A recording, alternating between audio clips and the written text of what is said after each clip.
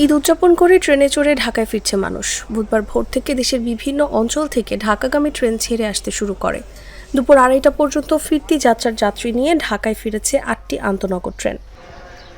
তবে ঈদের ছুটি শেষ না হওয়ায় ফিরতি ট্রেনে যাত্রীদের তেমন ভিড় নেই, কোনো শিডিউল বিপর্যয়ও নেই। এতে ঢাকায় ফেরা যাত্রীরা স্বস্তির যাত্রার কথা জানিয়েছেন।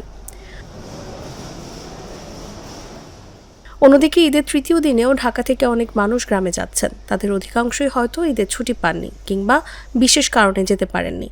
এখন তারা পরিবারের সঙ্গে ঈদ উদযাপনে যাচ্ছেন। বুধবার দুপুর 12টা থেকে বিকেল 3টা পর্যন্ত রাজধানীর কমলাপুর রেল স্টেশন ঘুরে এমন চিত্র দেখা যায়।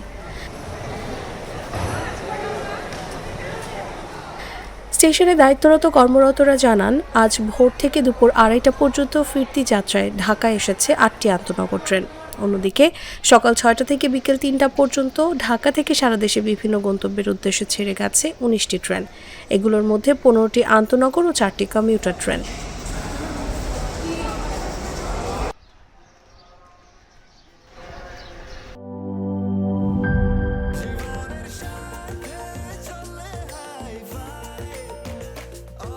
স্বাস্থ্যকর অল টাইম, সব সময় অল টাইম হেলদি লাইফ।